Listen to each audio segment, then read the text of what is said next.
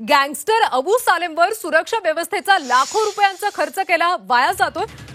न्यायालयामध्ये हजेरी विना परतणार अबू सालेम रेल्वेची स्वतंत्र बोगी आरक्षित करून नेण्यात आलं होतं। प्रत्येक स्टेशनवर थांबणाऱ्या स्लो ट्रेननं नेत ही धोकादायक रिस्क घेण्यात आली होती। त्यामुळे गँगस्टर अबू सालेमवर सुरक्षा व्यवस्थेचा लाखो रुपयांचा खर्च आता वाया गेल्याची सूत्रांची माहिती मिळते। न्यायालयामध्ये हजेरी न लावताच अबू सालेम परतणार आहे। रेल्वेची स्वतंत्र बोगी खरं तर आरक्षित करण्यात आली होती। नाशिकमधून त्याला नेण्यात आलं होतं आणि त्यावेळी त्याच्या सुरक्षा व्यवस्थेवर लाखो रुपयांचा खर्च वाया गेल्याचं आता समोर आलं। योगेश खरे आमचे प्रतिनिधी आहेत, त्यांच्याकडून सविस्तर माहिती घेऊयात। योगेश, काय अपडेट्स मिळतात?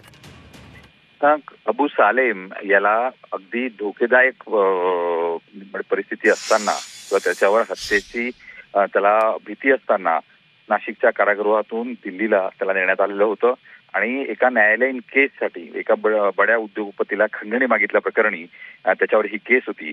खरं तर पूर्ण राज्यामध्ये व्हिडिओ कॉन्फरन्सिंगने साक्ष सुनावणी ह्या केल्या जातात, त्यांची हजेरी ही लावली जाते।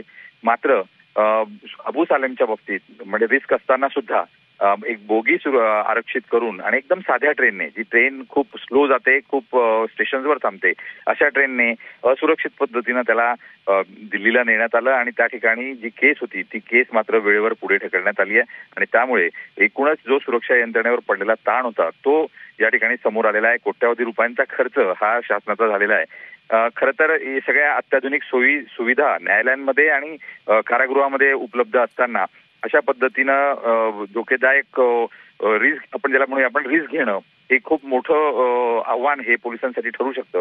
त्यामुळे पोलीस यंत्रणेला आता पुन्हा एकदा त्याला तिथं हजर करावं लागणार आहे आणि पुन्हा एकदा फिजिकल हजेरी द्यावी लागणार आहे। धन्यवाद योगेश या सगळ्या माहितीसाठी। तर सालेमच्या सुरक्षेचा खर्च आता वाया गेला की काय असा प्रश्न उपस्थित होतोय, कारण न्यायालयात हजेरी न लावताच अबू सालेम परतणार।